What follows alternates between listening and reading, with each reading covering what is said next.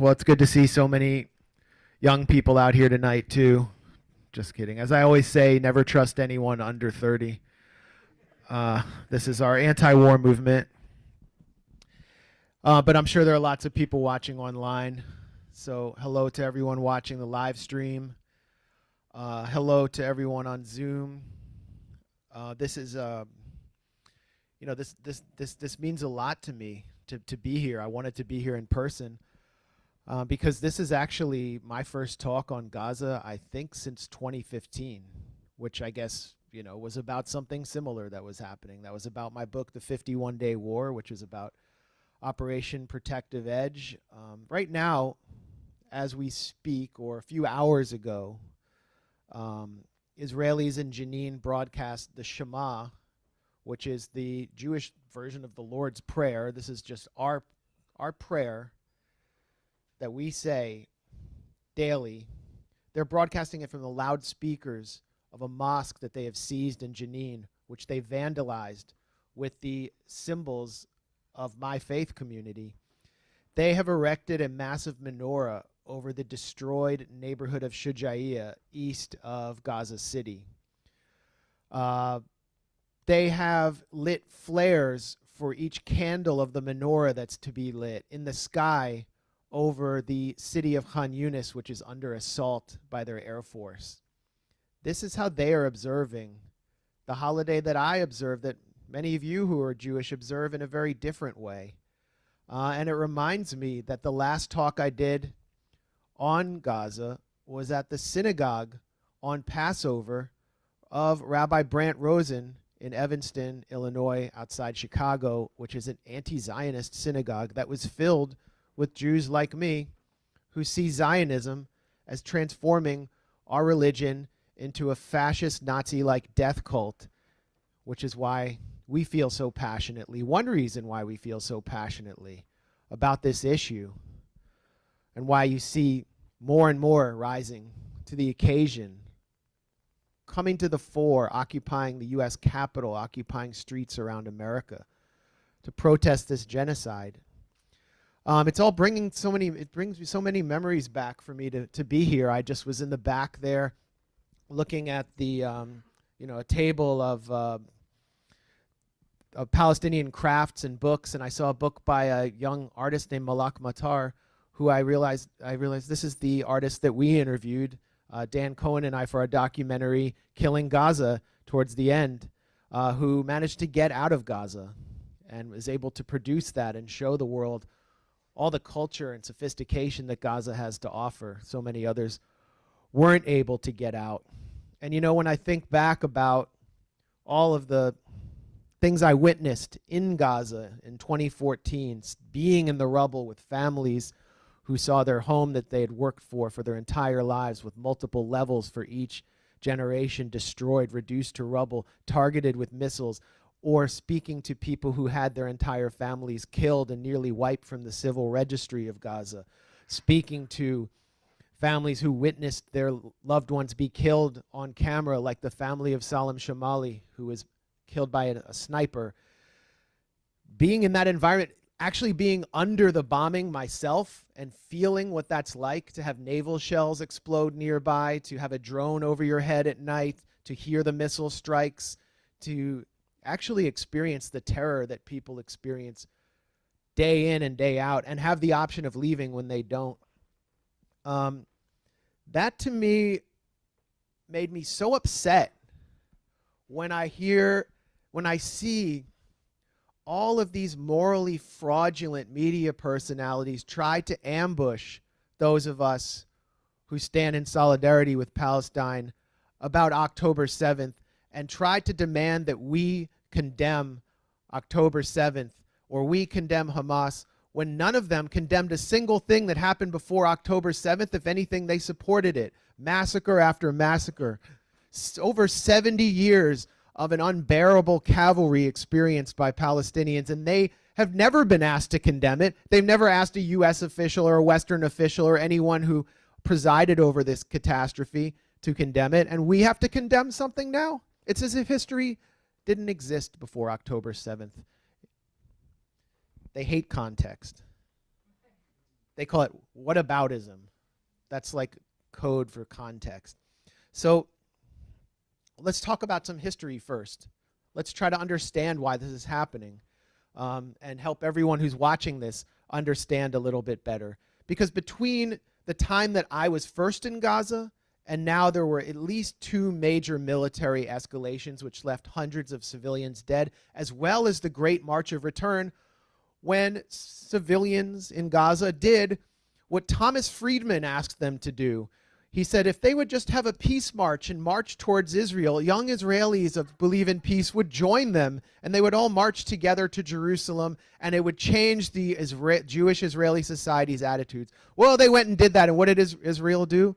They sent their young people in uniform to the frontiers of Gaza, and they shot them all in the legs, and they shot them in the heart. Yasser Mortaja, the journalist wearing a press vest, was shot in the neck. They killed, they maimed, and they showed what they thought of Gaza attempting unarmed resistance. And they left them with one other option. Before Protective Edge, before 2014, there were 3 major assaults on the Gaza Strip starting in 2006. It's actually 4. Did I say 3 or 4? There were actually 4. The biggest one was Operation Cast Lead, 2008, 2009. Israel waited till Barack Obama was elected, knowing he would do nothing, say nothing, and they broke a ceasefire by massacring over 50 police cadets who had just graduated to be police officers in the Gaza Strip, an act of mass cop killing by the Israeli military, and they proceeded to massacre hundreds more civilians. This was a signal event for me that really spurred my commitment to this issue. Then 2011, 2012, Operation Pillar of Clouds, more massacres by airstrikes, as Gaza's armed factions began to demonstrate their ability to develop some capacity to resist, some capacity to hit back. These confrontations were all the product of the siege of Gaza, which was itself the result of Israel's so-called disengagement when it pulled 9,000 fanatical settlers out of the Gaza Strip in 2005, with the intention of sealing Gaza off in order to give its military more latitude to operate against Hamas. And how did this disengagement, what triggered this disengagement? It was the armed actions of Hamas during the Second Intifada, which made the Israeli position in Gaza untenable. It was not any negotiation through the peace process that led to Gaza gaining some means of sovereignty.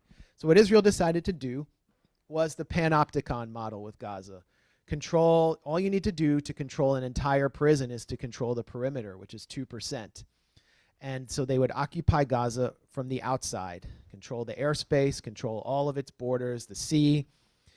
And this is also what they were beginning to do in the West Bank with the construction of the apartheid wall, which is not constructed between Israel and the West Bank. There is no Israel per se under international law because it refuses to declare any boundaries. So in many cases, the wall wraps around villages like Al-Walajeh, completely surrounded by the wall, and cities like Qalqilia, completely surrounded by the wall, which is why Qalqilia is famous for its parkour crews who do lots of tricks off the wall. There's so many walls there.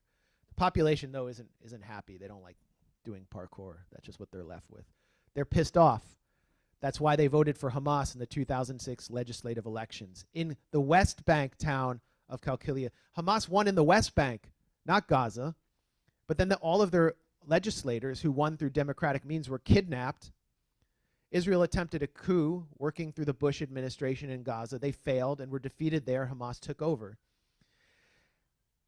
And behind all of this was the Oslo Accords and the peace process, which set the stage for the separation of the West Bank and the Gaza with walls from Israel, and discredited the PA in the eyes of the Palestinian population as an occupation subcontractor, leading to more support for Hamas. The support for Hamas didn't necessarily come from Islamism, Islamist ideology, although that's a clear part of it. Their social services are a part of it. It came from outrage and anger at the occupation and the hardening of the occupation through the construction of these walls and the onset of a full-scale siege of the Gaza Strip. That's why they're there. And so Israel developed its own policy of occupation management, which was a doctrine also applied in southern Lebanon and Beirut during the 2006 Second Lebanon War, which it calls the Dahiyya Doctrine, to attack the towns and population centers from which attacks and resistance emerges. In other words, to attack the civilians and to humiliate, to demoralize them to the point where they will turn on their leadership somehow. And it's failed every time.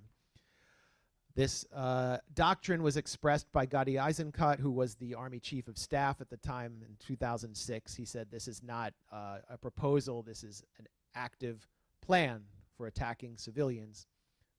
He just lost his son and nephew in the Gaza Strip. At the time, Israel had a demographer named Arnon Sofer, who was an academic who would consult for the government on how it could use this doctrine of disproportionate force to ensure a Jewish demographic majority indefinitely, because that is the essence of Zionism, maintaining a Jewish demographic majority through violent engineering. And he said that because of the siege of Gaza, Arnon Sofer said this, the pressure at the border will become enormous, and we will have to kill and kill and kill all day, every day, in order to survive. And so that was really the essence of their plan. As Dov Weissglass, a consultant and legal advisor to the government of Ehud Olmert, who oversaw Operation Cast Lead, presented through a committee complex mathematical formulas used to determine the amount of calories each resident of Gaza would be entitled to on a weekly basis. This was another aspect of the siege, to put them on a diet so that they won't starve. So this is the backdrop for October 6th. I'm not talking about October 7th yet. We're talking about October 6th. On October 6th, 2023, the Gaza Strip was under siege under these very conditions that I described, and they had been under siege for 15 years, and an entire generation or 2 generations had grown up without ever leaving that small strip of land. They had grown up under 5 military escalations, 5 military assaults. Just imagine what that, they'd grown up knowing the loss of family members to missile strikes, knowing the loss of their schoolmates, with a totally different mentality than previous generations that had also suffered under apartheid. Gaza was under siege on October 6th. Gaza was also ignored. Do you all remember thinking about Gaza on October 6th? Because I wasn't thinking about it. I was thinking about the Ukraine proxy war. I was thinking about US troops occupying the Conoco oil fields in northeast Syria. I was thinking about the US starvation siege of Cuba. I had almost forgotten about, I was thinking about trying to do more stand-up shows with Jimmy Dore. It was a good break from all this destruction. So I was surprised by October 7th. You know who else was surprised? The National Security Council director for Joe Biden, Jake Sullivan, who declared at the Aspen Security Conference that the Middle East, and he was boasting, the Middle East had never been quieter than under the Biden administration. Everything was fine, and Iran was being put in its place, and there was no armed resistance coming from Gaza. Everything was fine because the Abraham Accords that Jared Kushner and his crew implemented were going forward. Saudi Arabia and the United Arab Emirates were going to normalize and make peace with Israel. It was going to be great. A peace between the rich that would put the Palestinians in the icebox of history, that would consign Palestinians to the dustbin forever. On October 6th, Gaza was desperate. Gaza was ignored. Gaza was isolated. It had no diplomatic channels, even though it had a de facto government. And actually, in July of this year, there had been protests up and down the Gaza Strip over the dire economic conditions, people demanding some kind of dignity from a government that had no capacity to give it to them because that government was operating under siege. So the volcano was going to explode one way or another. And you have hundreds and hundreds and hundreds of Palestinian hostages in Israeli prisons, including people who are connected to families in Gaza, including children. I've been to the children's court in Ofra military prison. You see them come in chains. They're not charged with anything. Many of them had just thrown stones. Many of them had just picked up in their beds. You know, teenage boys. They were in prison. Female prisoners. People in administrative detention, hundreds of them who hadn't been charged. This is a major issue in the Gaza Strip. This is a major issue for the prime minister of the Gaza Strip, whose name is Yahya Sinwar, who was himself a prisoner for much of his life. He had been in prison for killing Palestinian collaborators who had gotten Palestinians killed in the Gaza Strip working with Israeli intelligence. He was a young militant, and in prison he learned Hebrew. He followed studiously the culture and news and politics of Israel, got to know his jailers very well. And his brother was involved in the taking of Gilad Shalit, the Israeli soldier who is a tank gunner enforcing the siege of Gaza in 2006. His brother was involved in taking Shalit back to Gaza, which elevated Yahya Sinwar in the eyes of Israeli intelligence, and he began negotiating directly with Israeli intelligence for the release of Shalit from within prison. And in 2011, he negotiated his own release along with 1,026 other Palestinian captives of Israel, Palestinian political prisoners, for one Israeli soldier. So this became the strategic rationale for October 7th, to put Palestine back at the center of history, to remove it from the icebox of normalization, to release Palestinian political prisoners who Sinwar is committed to, which is such a deep emotional issue in Palestinian society, and to start ending the siege, this interminable siege for which there was no negotiating channel, to establish some channel for negotiating an end to the siege. So October 7th was inevitable. And October 7th, well, began with attacks directed by Hamas's Nukhba unit, which is an elite commando unit, to the extent that they have an elite commando unit in an army with homemade weapons, on Israeli military bases, not just in Re'im and Nahal Oz, which are connected to kibbutzim in Israel's southern so-called Gaza envelope. They also managed to get 10 commandos or militants into a base of Israel's elite Unit 8200, its cyber warfare division, and nearly got out with a very sensitive intelligence, computers. They penetrated far more deeply into Israel's security apparatus than most people even realize. They killed many soldiers, at least 400, let's say at least 350 soldiers who were active duty enforcing the siege of Gaza were killed in a matter of hours.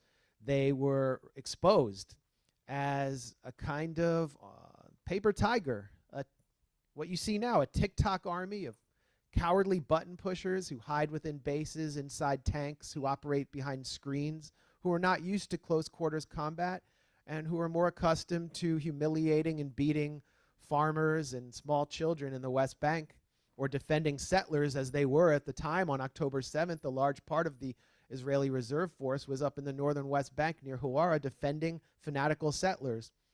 And much of Israel's Gaza division was wiped out by a modestly armed, modestly equipped, moderately trained guerrilla army that mostly entered Israeli territory through a multi-billion-dollar fence on cheap Chinese motorbikes. So this was not just a shattering of Israel's psychological security blanket. It was a political scandal of unprecedented proportions for Israel. Israel's military intelligence apparatus, which is vaunted, which has this aura within, military and intelligence circles in the United States, was exposed, and its spy tech was also exposed. The spy tech that it markets around the world, that's such a big part of Israel's economy, was revealed as basically worthless. Hamas's counterintelligence outmaneuvered Israel's intelligence. Palestine was placed back at the center of history and normalization. If you watched anything that happened at the Doha Forum in Qatar this past week, normalization between the Gulf monarchies and Israel was taken off the table. Diplomatic channels to Gaza were opened, especially over the issue of prisoners, and we have seen many prisoners come out in exchange for the some 200 Israeli hostages, including some active duty soldiers, which were taken on October 7th. And possibly most significantly, and this is a fact that I think isn't well recognized, even by many people who follow this closely, Israel's borders were at least temporarily changed on October 7th for the first time since 1973. There's no one in the south. Southern Israel is now a closed military zone, and you need special permission to go there. You basically need to be in a tank or a part of the military. The people who lived in those kibbutzim, who were brought there as a human wall in the early 1950s to ensure the containment of the population of refugees who'd been thrown off their land during the Nakba, they're not there, and they may not come back. The population of northern Israel, near southern Lebanon, where Hezbollah operates, which is waging some very intense skirmishes with the Israeli military right now, they are not there. It's totally depopulated. And the Israeli military leadership believes that they will not be able to restore their de facto borders until they totally destroy any iteration of resistance from the Gaza Strip and southern Lebanon, which is one reason why their war has become so genocidal. Here's another reason, and it's psychological. Israel needed to introduce its own narrative of October 7th in order to mobilize its population and to propagandize our population into supporting what they were about to do, which was genocide. So they introduced these kinds of slogans: the worst killing of Jews since the Holocaust, to remove the political context for that I just outlined of the October 7th attacks. The worst killing of, as if they were just killed just because they were Jews. Beheaded babies, Hamas's ISIS, a woman whose fetus was cut from her womb, an entire family tied together and mutilated and then burned alive while the Hamas militants ate lunch in the next room. This wasn't a story that was actually repeated on October 31st in Senate testimony by none other than Secretary of State Tony Blinken. And Joe Biden has, in his recent Hanukkah ceremony at the White House, or what I call the Dementiasburg address, repeated the lie of beheaded babies again for the third time after the White House actually retracted it on his behalf and warned him not to do it. He just can't stop doing it. It's like how he can't stop getting his son on different boards of directors. It shows the impact and the effectiveness of Israel's propaganda campaign after October 7th. And as we've been explaining at the Grayzone and a few other independent outlets have been doing, it's all false. Not all false, okay? Let me be clear. I hate saying that term after Obama, sorry. Let me be clear. I'm going to be extremely convoluted now.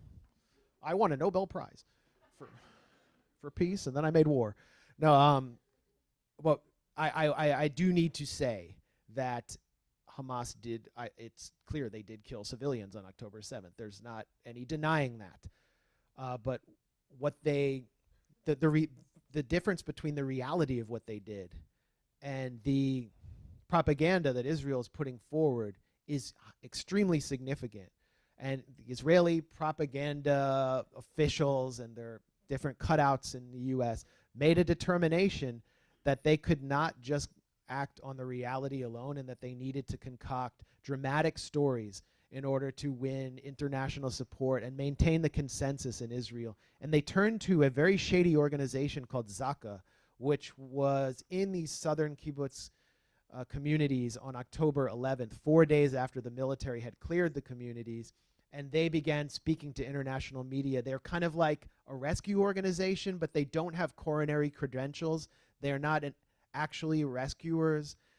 They're not real paramedics. What they are Orthodox Jewish, quote unquote, volunteers who often show up in the streets of Tel Aviv or Jerusalem on motorbikes, wearing their little safety vests when there's an accident, and they make sure that the victims get a proper Jewish burial and that their body parts are disposed of properly. So they were sent in droves to these communities where people had been killed to collect the body parts, and then they went straight to international media with elaborate stories, mostly cooked up by one man, Yossi Landau, who's their so-called Southern commander, who quote unquote confirmed the beheaded baby's story, spread the mutilated family lie, cooked up the fetus cut from a mother, and none of it could be confirmed. And he constantly talked about babies being killed, babies being killed. Here's how you know that's a lie, just quickly.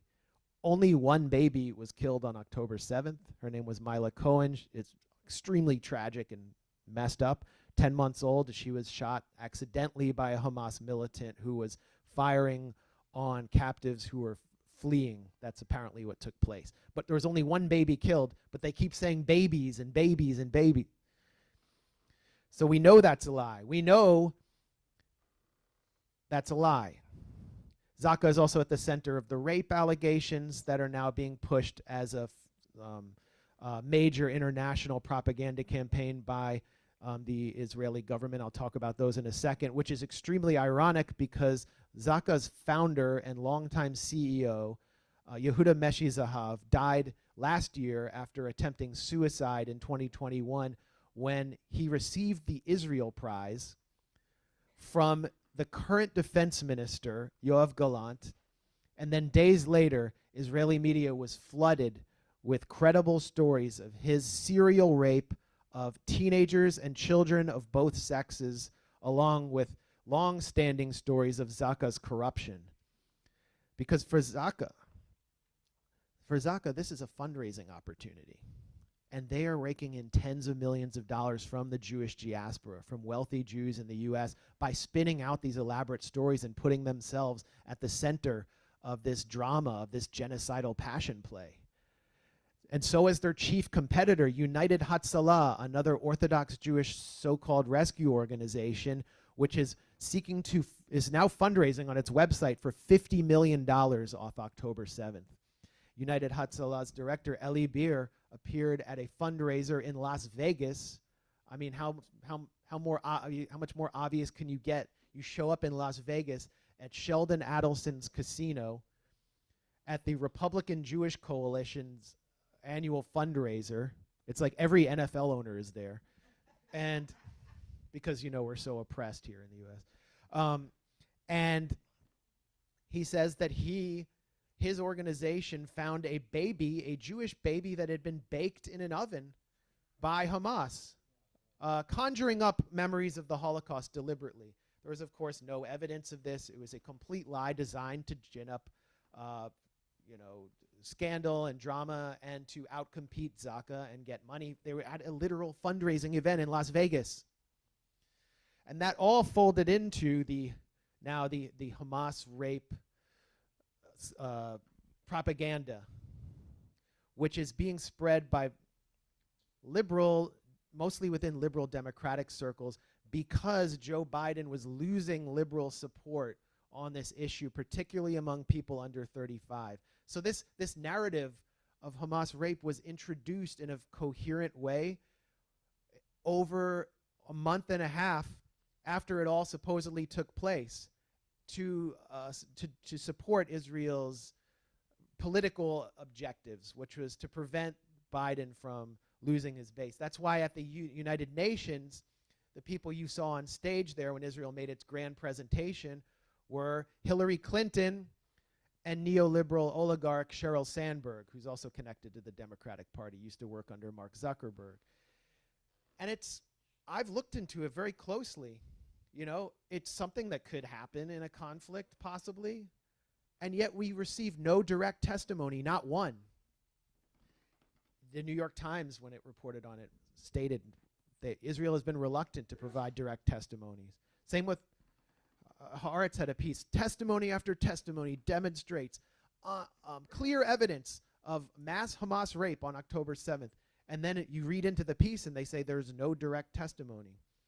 The piece in Haaretz was an interview with the Israeli army legal advisor, former legal advisor, whose name is Kohav Eliakam Levy, who's the head of this civil commission on Hamas rape. And she's basically the one leading this propaganda campaign, getting the so-called pictures out and the testimonies out to different organizations and media. And one of the most influential reports, if you can even call it that, that's been disseminated, that's had an influence on liberals and progressives, is by Physicians for Human Rights Israel. It's an Israeli group. And you know, you read this report, it also contains no direct testimony. It was completely engineered by Eliakam Levy. And one of their main exhibits is a photo that they refer to but don't show, which they say shows a woman stripped from the waist down with her underwear up, dead, on the field at the Nova Electronic Music Festival, where over 200, maybe some 250 civilians or non-combatants were killed in southern Israel on October 7th. And I found this photo source because it was being distributed first by the Israeli Foreign Ministry and on various websites they've set up. They're showing it in these secret screenings where they recently hosted Dr. Phil. They have all these celebrities come to these screenings, then they talk about the horror of Hamas. This photo is really central to their evidence, and I found it sourced as early as March 2022. It appears to show dead Kurdistani female fighters who were killed by, I think, some of the Syrian Turkish-backed forces that were also backed by the CIA. They're not Israeli. This is not October 7th. The picture's totally fake. It's not, it doesn't show what they claim that it does. And so when Kohav Eliakam Levy from this October 7th Hamas rape commission spoke at Harvard, I clipped out the part where she refers to this photo, and I tweeted that it refers to female Kurdistani fighters, probably from 2022, definitely before 2023. And she responded to me, wow, why would you even do that? Like, just ignore it, because I nailed you. And she responded to me and says, thank you for all the publicity. Thank you for this. I was so nervous at that talk, and now I see that I'm having an impact. Kind of like showing off to her base that someone, an anti-Semitic, self-hating Jew was criticizing her. And she said, I knew that I would be targeted, but I never thought that it would be like this. At no point in her tweet did she deny that I was right, that it was fake. She acknowledged that I was right. She acknowledged that it was fake tacitly, and then she blocked me. So that shows you the essence of this whole commission, what it's about, what their objectives are. Their objectives are just to get publicity, and they're not interested in the facts. They're interested in just shocking people into complying or stepping back while they commit genocide. Another key figure in this is someone named Yoni Sadon, a mysterious figure who's never been found, but was quoted in the Sunday Times UK, their big feature on Hamas rape, who said that he waited 50 days to say this, that he witnessed 10 Hamas militants simultaneously, and I'm sorry to anyone who's experienced sexual assault, but this is Israel cheapening sexual assault. This is what this is about, in order to massacre women and children. He witnessed 10 militants simultaneously gang raping a woman at the Electronic Music Festival in the chaos, while Apache helicopters were operating overhead, while security there was exchanging fire with Hamas militants. They had time to stop and do that, and he said that she had the face of an angel. Where is this coming from, and who is Yoni Sadon? Many investigators from human rights groups have tried to track this figure down, and Yoni Sadon came out, the one Yoni Sadon on Twitter, and declared, I am not that guy. Can these feminist investigators stop writing me, because I'm getting like 20 messages a day. No one can find him. The BBC interviewed as a key witness on this someone named May Golan, who is Israel's Minister of Women's Empowerment. And she is a really powerful woman. We'll talk about her in a second. Israel has like 60 cabinet members. They're all these like random cretins and fanatics, and they give them all fake titles like Minister of Strategic Affairs and Tactical Consultation for Avigdor Lieberman, you know. And so she gets this title that makes her seem like she's some feminist role model to the British reporters who came to see her. I knew her because there was this wave of race riots throughout Tel Aviv against African migrants, non-Jewish migrants, from like 2012 through 2016, and she was leading those race riots. And my friend and colleague, the Israeli journalist David Sheen, had actually videotaped her leading one rally against, you know, chanting Sudanese out, where she declares that she's proud to be a racist. Well, they call us racist. I'm proud to be a racist. We need to be a racist in order to survive. And so this is now the Minister of Women's Empowerment who's providing evidence to the BBC for their documentary report. And she said that breasts were rolling on the ground and genitals were rolling on the ground on October 7th. Of course, she didn't witness this, and so they asked her for anyone who might have actually experienced these sorts of hideous attacks, and she said, well, they're all dead or they're in a mental institution, and we can't let you talk to the people in the mental institution. That's literally what she said. Okay, I could be proved wrong, and it would be, you know, humiliating to me after coming out like this. But it's been weeks and weeks since we've started criticizing this so-called inquiry, which was reported on the front page of the Washington Post, when we have the reality on the ground in Gaza of women being massacred. And yet no one's disproven anything I've said or anyone who's criticized it has said, and they can't bring us the direct testimonies yet. I mean, this is just what it is, all this atrocity propaganda from the Israelis. Think back to the first Gulf War.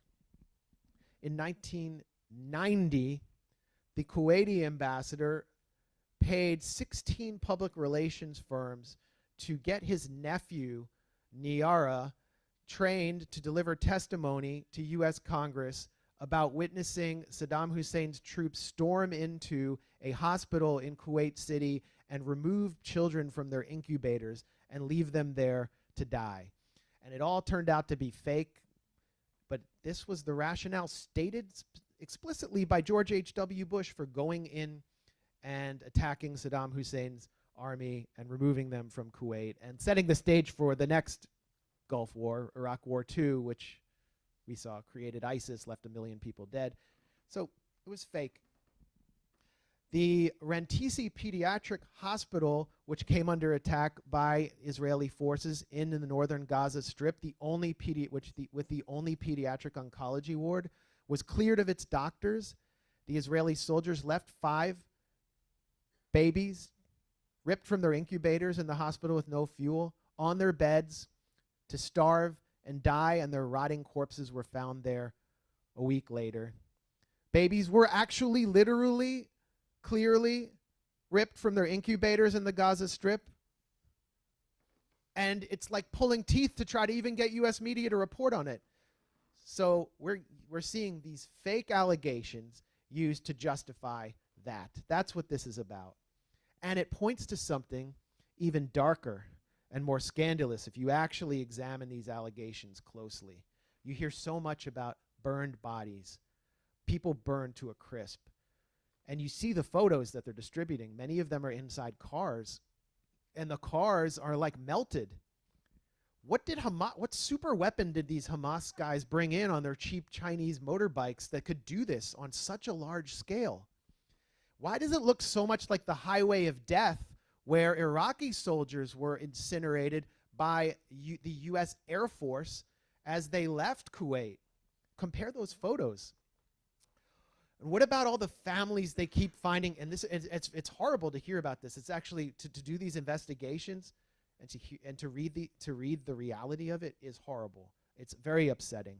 But you keep reading about families in the kibbutzim found under the rubble of their homes, as families are now in Gaza, and the father on top of his children or wife trying to protect them under rubble. What happened there? Well, now the details are starting to emerge, and it points to something that is even more scandalous than the official narrative of October 7th. And I wrote up several articles about this, and I'll give you some excerpts. Tuval Eskapa, who is a member of the security team at Kibbutz Be'eri, where over 100 people died, set up a hotline to coordinate between kibbutz residents and the Israeli army on October 7th. And he told the Israeli newspaper Haaretz that as desperation began to set in, quote, the commanders in the field made difficult decisions, including shelling houses on their occupants in order to eliminate the so-called terrorists along with their hostages. So they decided to shell Israeli homes knowing that Israelis were in them. A separate report published in Haaretz noted the Israeli military was, quote, compelled to request an aerial strike against its own military facility inside the Erez crossing, this giant hangar that you pass through to go in and out of Gaza, where the civilian coordination of the siege is located, in order to, quote, repulse the terrorists who had seized control. An Israeli woman who's one of the few survivors from Kibbutz Be'eri who witnessed these hostage standoffs confirmed in an interview with Israel Radio that the military undoubtedly killed many Israeli non-combatants during gun battles with Hamas on October 7th. They eliminated everyone, she said, including the hostages. She and another woman who was the lone survivor of a hostage standoff in Kibbutz Be'eri, as I reported, revealed that an Israeli tank killed 12 Israeli non-combatants, civilians, in one home, which was the site of a hostage standoff, knowing that they were there. Yasmin Porat had actually gone across the street and told those special forces that there are 12 Israelis in there. They included her partner, as well as Lael Hetzroni, a 12-year-old girl, and her twin brother.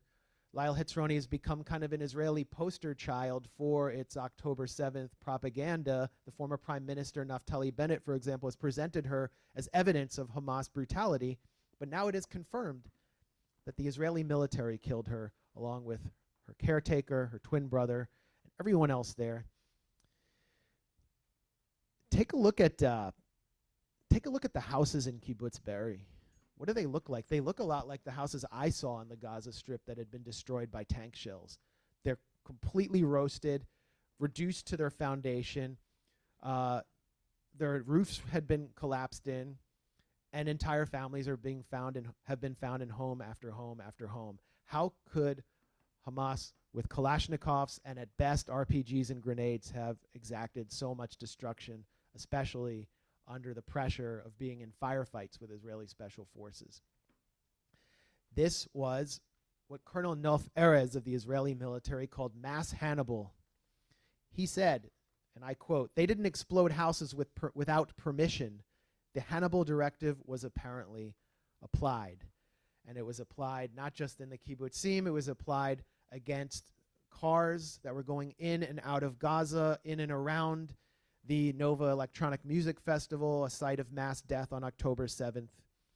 This has been disclosed also by Israeli former abductees who were freed from the Gaza Strip during a war cabinet meeting last week with Benjamin Netanyahu, who said, "You shot at me with a helicopter on my way into the Gaza Strip, and then you bombed us and killed other hostages in the Gaza Strip with your warplanes, and our biggest fear was that you would kill us and then blame Hamas."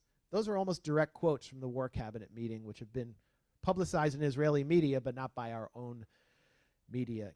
So I referred to the Hannibal Directive. Do you all know what the Hannibal Directive is? I see some thumbs up and some nodding. Well, I got to go to those who don't know. It was named for the Carthaginian general who took poison, killed himself rather than be captured by the enemy. So that should tell you something about what it is. It used to be a secret Israeli military directive that was put in place after the Jibril prisoner exchange. I think that was in 1986 for Ahmed Jibril. And many other, something like 3,000 Palestinian militants were freed in exchange for a handful of Israeli soldiers. Very politically painful, devastating for any Israeli leader who has to enact such a prisoner exchange. It was exposed in 2014 on Black Friday, August 1st, 2014, when an Israeli colonel named Hadar Golden was captured by Hamas militants in the southern city of Rafah. It's called Black Friday because the Israeli military carried out a massacre in order to not just eliminate those militants and kill 100 people in Rafah. I was there immediately afterwards. I saw just shells of US-made weapons all over the ground, destroyed homes, but also to kill Hadar Golden, the Israeli soldier, because they didn't want to do another Gilad Shalit massive prisoner swap. So this was mass Hannibal. Kill Israelis so they don't go into Gaza, so we don't have to do some gigantic prisoner exchange and then start negotiating for an end of the siege. And look at where they are now. It's politically destabilizing for them to have over 200 captives inside the Gaza Strip. I was called a conspiracist and a master manipulator in 2 separate articles by Haaretz for quoting their own reporting and bringing these facts forward in the Grayzone to English-speaking audiences alongside other independent outlets like Electronic Intifada and Mondoweiss. Today, Haaretz published an article declaring that the issue of the Hannibal Directive on October 7th is something, quote, we need to talk about. Thank you. I'll accept your apology another time. I just want to get the truth out. And I want Israelis to see how they're being manipulated. The atrocity propaganda is believed by nearly all Israelis.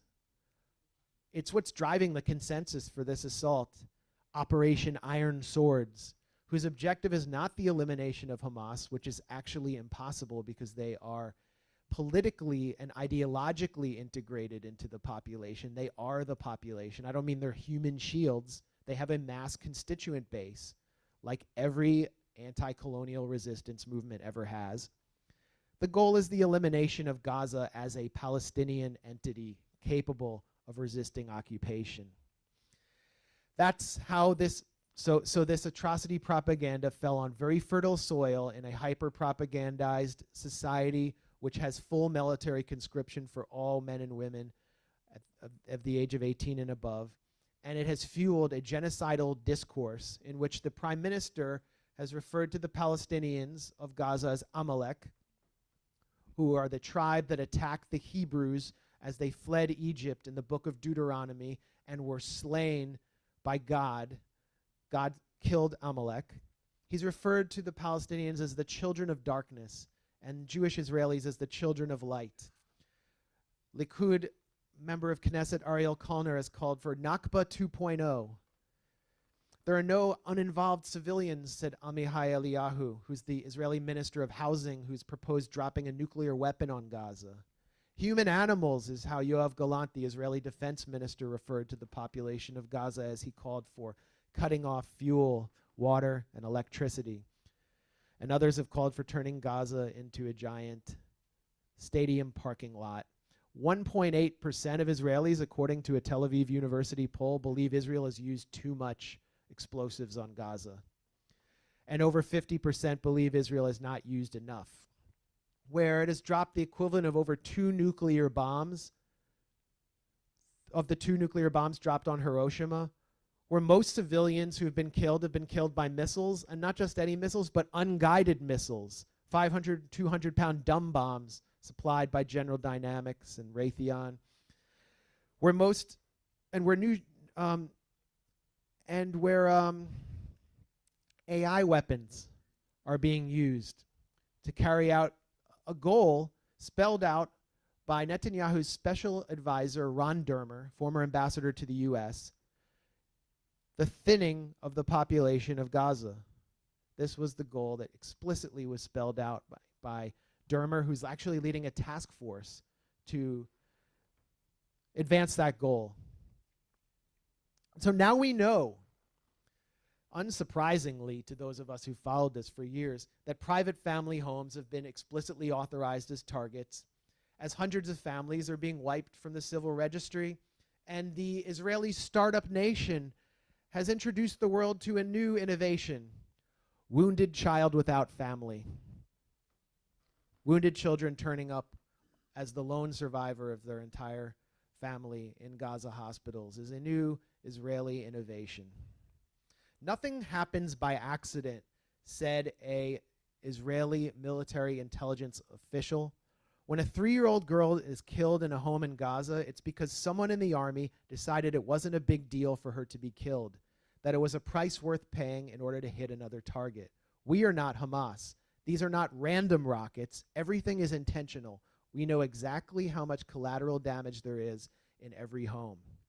This was one of the 5 intelligence sources who spoke to 972 magazine, which is a critical Israeli publication, about how Israel is generating its targets in the Gaza Strip.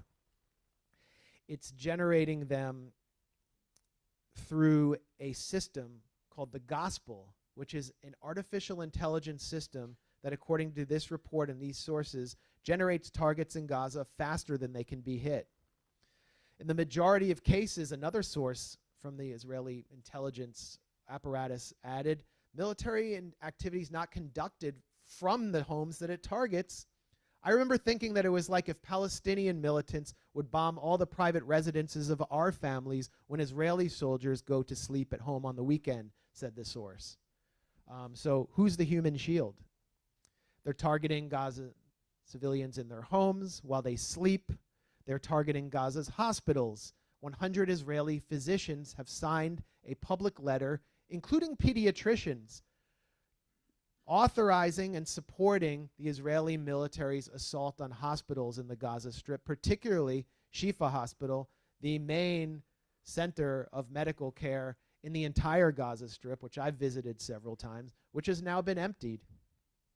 Yesterday, Kamal Hawash Hospital was emptied in the northern Gaza Strip. Everyone inside the hospital, everyone sheltering there was sent marching, including premature babies. They were just sent out, including people in the intensive care unit, including over 60 badly wounded people, sent out into the streets where homes are destroyed with the support of Israeli doctors. Israel is killing the educated class one by one with targeted assassinations. The family of one of the most renowned journalists in the Gaza Strip, Wael Dahdouh of Al Jazeera, was assassinated at home. His son and daughter, who both hoped to be journalists, his wife, in a targeted assassination. And an Israeli journalist went on Israel's Channel 2 the following day and said, yeah, we didn't like his reporting. Rawan Ahmed Yassin is one of many medical professionals who was killed. She studied medical analysis.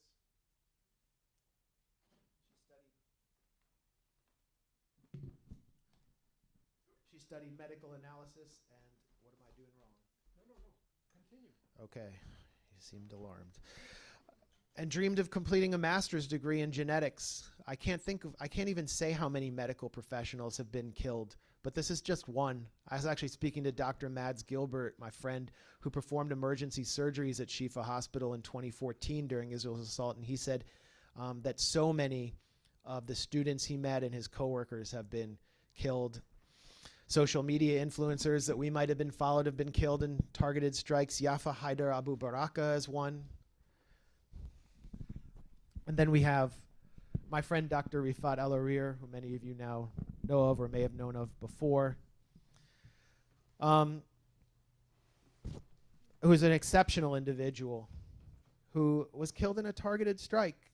And at my last talk on Gaza back in 2015 at Brant Rosen Synagogue in Chicago, I spoke about Rifat. I ended my talk by speaking about him because he's someone who just made such a deep impression on me. From Gaza. He is a poet. Many of you know his poetry now. It's excellent poetry. I mean, I'm a pretty harsh critic of other writers. His poetry is impressive, and he's writing in English. He's not even writing in his native tongue. And it really captures the moment. He was a teacher at Islamic University of English Literature, and his classes are exceptional. He's one of the more popular academics in Gaza just among students. And I didn't meet him in Gaza. I actually met him during what he called his Malcolm X moment. You know, when Malcolm X went to Mecca and he prayed alongside people with light skin, Caucasians, and he realized the essence of white people is not evil, and he began moving towards Orthodox Islam and moving away from the teachings of Elijah Muhammad, which were based on racial essentialism. and which he did not consider to be a true faith. It made Malcolm into an anti-imperialist. It made him into a force of resistance that was much more dangerous to U.S. empire than someone who just simply divided people along racial lines. It made him into an internationalist, and he began traveling the world, visiting Ben Bella and Algeria and other anti-colonial figures. This is a very dangerous moment for the U.S. empire, and I believe Rifat Al-Harir's trip to his book tour for Gaza Writes Back, which was published by my friend Helena Cobbin as a great collection of Palestinian writing, I believe that was a dangerous moment as well for U.S. empire and for Israel's little extension of U.S. empire, because he had previously held anti-Semitic views in his own words. And why wouldn't he, honestly? Why wouldn't anyone in Gaza, if you've never left and the only experience you have with Jews is people piloting drones over your house to kill your family, rampaging through your neighborhoods, humiliating your people, and they place the Star of David on their weapons. That's what they, and he said, this is how they want me to think, and I'm not going to think this way anymore, because he started to meet anti-Zionist Jews and to see the humanity of our community here in the United States. So I met him at dinner in Berkeley with other anti-Zionist Jews like Nora Barrows-Friedman of Electronic Intifada. Ali Abu Nima was there. And we had a great time. And he went back to Gaza and began teaching his students The Merchant of Venice, Shakespeare's play about a Jew named Shylock, who was in many ways oppressed. He's considered sort of an anti-Semitic stereotype, but he was actually oppressed, ghettoized, and humiliated. And when his students finished reading The Merchant of Venice, Rifat asked them which character did they identify with more, Othello, the Venetian general of Arab origin, or Shylock the Jew? And he described their response as the most emotional moment of what was then his 6-year teaching career. One by one, his students declared an almost visceral identification with Shylock. And in one of his students' final papers, the student reworked Shylock's famous cri de coeur into an appeal to the conscience of her own oppressors in the United States and Israel. Hath not a Palestinian eyes? Hath not a Palestinian hands, organs, dimensions, senses, affections, passions, fed with the same food, hurt with the same weapons, subject to the same diseases, healed by the same means, warmed and cooled by the same winter and summer as a Christian or Jew is? If you prick us, do we not bleed? If you tickle us, do we laugh? Do we not laugh? If you poison us, do we not die? And if you wrong us, shall we not revenge? Rifat taught Hebrew literature, not because he had any affinity for Israel, but because it also contained literary beauty. And so he was the first academic at Islamic University, which was founded by Hamas, to teach Hebrew literature. He saw this all as a form of resistance. And he saw anti-Zionist Jews who he would bring to his class if they were in the Gaza Strip as comrades in resisting Zionism. And he expressed himself on Twitter in the same way we all do, as a funny troll. Because how can you survive psychologically under this propaganda assault if you're not hitting back at the lies and the insanity spiraling out of the Israeli propaganda channels? So when this fake story from a Las Vegas Adelson fundraiser spun out about a baby burned in an oven alive came out, we all started kind of mocking it because it offends our sensibilities. It cheapens the Holocaust just as they cheapened sexual assault. And Rifat responded to a tweet by saying, was the baby baked with baking powder or oil? It was something like that. There was no baby baked in an oven, so you're not mocking a baby burned in an oven, okay? That's not how Barry Weiss, the neoconservative, well-heeled pundit who now has just founded a Likudnik diploma mill in Austin.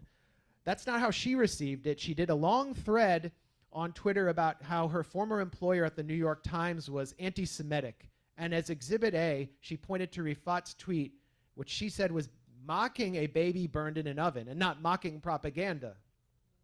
So then Rifat, who is in northern Gaza, who chose to stay in northern Gaza defying Israeli orders to move south, and said, I will stay on my land even if it means being in direct harm's way, as if people in the south aren't in harm's way. His direct messages, his inbox began filling up with threats not only by pro-Israel fanatics, but by active duty Israeli soldiers who pledged to kill them when they arrived to his area of northern Gaza. Not just threats, but detailed threats to carry out sexual assault on his family members, disgusting, vivid visions of torture. And it wasn't just Barry Weiss, a so-called comedian on one of the most popular programs in Israel called Eretz Nehederet, which is their version of Saturday Night Live. I would call it like Saturday Night Dead, because they think genocide is funny. They began taking aim at Rifat. One poet, one author who threatened them so much with his words in the Gaza Strip was targeted on one of Israel's most popular programs and targeted by one of the most prominent neocon pundits in the US, and Israeli military soldiers and reservists were vowing to kill him because they couldn't take a joke, which is so un-Jewish to me. I mean, Zionists have really done a great job of defying the stereotype of superior Jewish humor and intelligence, haven't they? And so, December 6th, I sent Rifat a message. We had been having exchanges. And I said, I hope you're hanging in there, because the tanks were closing in on his area of Shujaiya. And I hadn't heard from him in 3 days. And I never heard back. He had been in a United Nations shelter, sheltering with his family. He received a phone call telling him they were going to kill him. And he said, if they're going to kill me here, they're going to kill all these people around me and all these other families. And so he retired to his sister's apartment with his nuclear family and was killed in a targeted strike along with his family. And he's, as we speak, or as we sit here, he and his family are still under the rubble, unreachable. He was killed for his words because his words were so threatening. I have a lot more to say, but I think we should go to Q&A, just to use as much time for Q&A, and maybe it can come out during Q&A. But I want to close, I guess, with Rifat's, some of his last words to the public. One of his final interviews, as the tanks and snipers were closing in, his voice was trembling, and you could hear the bombs thundering in the distance. He was speaking to Electronic Intifada, to those who we met when I first met him, were there at the dinner table at this nice restaurant in Berkeley. And he was forced to envision his own death. And he vowed to resist to the end with the only instrument at his disposal. He said, I'm an academic. Probably the toughest thing I have at home is an expo marker.